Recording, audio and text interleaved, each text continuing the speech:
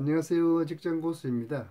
오늘의 주제는 상사를 내 팬으로 만드는 수명 업무, 즉 상사로부터 지시받은 업무 처리에 대한 노하우 이야기입니다.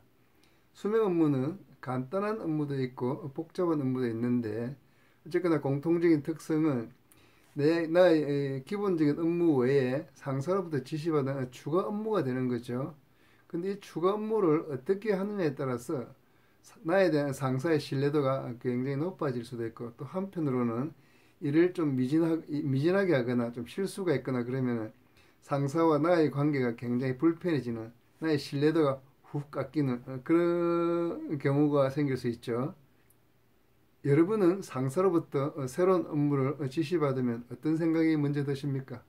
혹시 나도 바빠 죽겠는데 왜 맨날 나만 시켜? 라고 생각해 본 적 없습니까? 또는 업무를 마치고 보고하는데 상사로부터 미비점을 지적받거나 혹은 질책을 받아 기분이 상한 적은 없습니까? 아마 제가 보기에 여러분들 대부분이 그런 경험을 가지고 있을 거라 생각합니다. 업무를 진행하고 있는데 상사로부터 아직도 안 됐어요. 또는 다 마치고 보고를 하니까 왜 이렇게 했어요. 또는 뭐 하다가 모르면 물어보지 왜 물어보지도 않고 이렇게 진행을 했나라는 등 질책을 받아 기분이 상했던 경험을 아마 다들 가지고 있을 겁니다.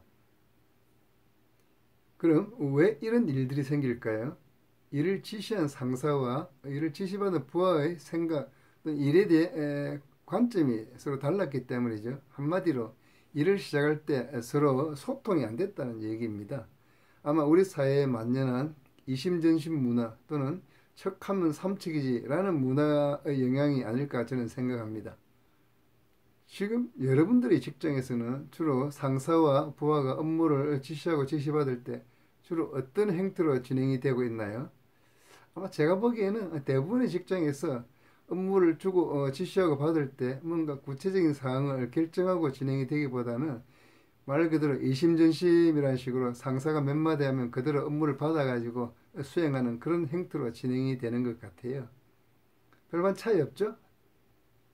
그런데 여러분, 상사가 여러분들한테 업무를 지시할 때 여러분들이 알아야 될 것 중에 가장 중요한 게 무엇일까요? 혹시 여러분들 그런 거 생각해 본 적 있나요? 쉽게 얘기하면은 상사가 무엇을 원하는지, 나에게 이 일을 시킴으로써 무엇을 얻고자 하는지를 아는 게 제일 중요합니다.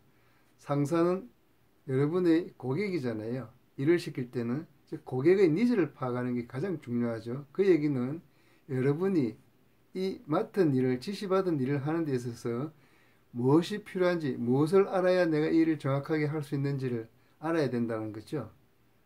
상사의 의도, 목적 그런 것들을 정확하게 알려 그러면은 어떻게 하는 게 좋을까요?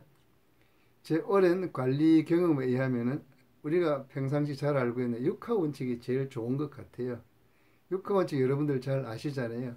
누가, 언제, 어디서, 무엇을, 어떻게, 왜. 이 육하 원칙에 따라서 그런 사항들 하나하나 확인하면 가장 좋은 것 같습니다.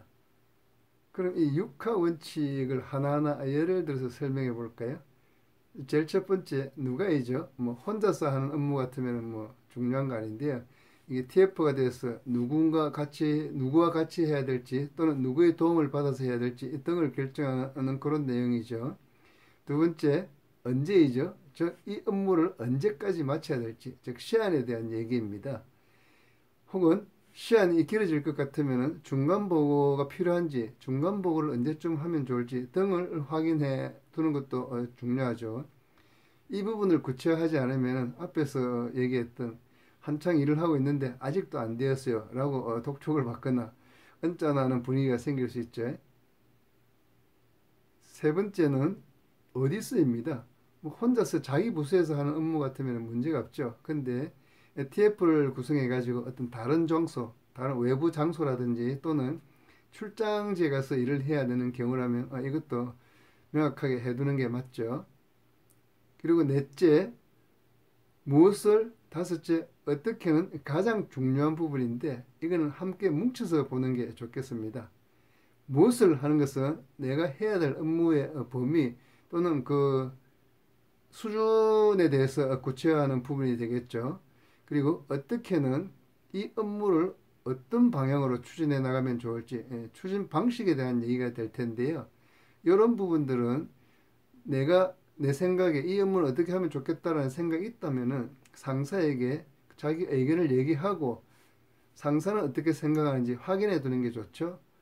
그렇게 해야지만 보고할 때 생기는 계획의 차이라든지 사고 또는 생각의 차이를 최소화할 수 있는 굉장히 중요한 부분이죠. 그리고 또 이 일을 추진하는 데 있어서 필요한 정보라든지 또는 필요한 자료는 어디서 구할 수 있는지 그런 것들을 상사를 통해서 미리 확인해 두면 나중에 일을 추진하는 데 큰 도움이 되겠죠.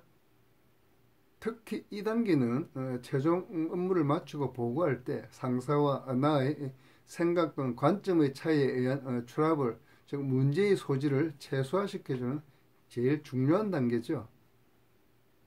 여섯 번째는 왜인데요. 보고서의 작성 이유라든지 최종 보고 대상이 누구인지 이런 정보들을 알고 있으면은 보고서의 작성 수준이 어느 정도 돼야 될지, 범위는 어느 정도로 해야 될지 등을 정하는 데 굉장히 큰 도움이 되죠.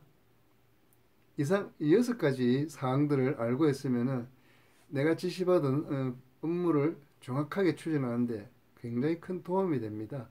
그런데 아쉽게도 대부분의 상사들이 업무를 지시할 때 이런 사항들을 구체적으로 얘기해 주는 사람들이 잘 없는 것 같아요. 제가 보기에는 뭐 90% 이상이 이런 사항들 구체적으로 얘기를 해주지 않는 것 같습니다. 그렇지만 이때에도 여러분이 먼저 상사에게 내가 업무를 수행하는 데 있어서 필요한 정보이기 때문에 물어서 확인을 하는 게 좋습니다.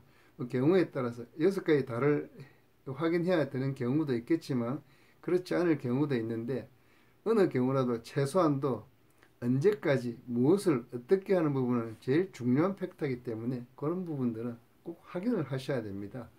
그리고 또 중요한 것은 그런 것을 확인하고 업무를 추진하는 과정에서 중간중간 보고를 자주 드리는 게 제일 좋죠. 간혹 잦은 보고를 하면 상사가 귀찮아하지 않을까라고 생각하시는 분이 있는데 잦은 보고를 싫어하는 상사는 없습니다. 보고를 자주 한다는 것은 내가 상사를 그만큼 상사의 권위를 인정한다는 거기 때문에 상사들은 다들 좋아합니다. 그리고 상사에게 이렇게 꼬치꼬치 물어도 될까라고 또 걱정하시는 분들도 간혹 있는데 절대 그렇지 않습니다. 오히려 이런 단계를 소홀히 하면은 조직의 업무 효율이 떨어지고 이런 단계를 확실하게 하면은 나에 대한 상사의 믿음도 더 높아지고 신뢰를 더 굳건하게 할 수 있습니다. 다시 말해 이런 과정을 습관화하면은 여러분의 능력이 더욱 돋보이게 되고 조직 내 여러분의 위상도 더 굳건해질 수 있습니다. 앞으로 여러분이 직장 생활을 하시면서 이런 과정을 반드시 습관하여 앞으로 여러분들이 조직 생활을 해나가는 데 있어서 큰 도움이 되었으면 좋겠습니다. 아마 여러분의 발전에 큰 도움이 되리라고 확신합니다. 감사합니다.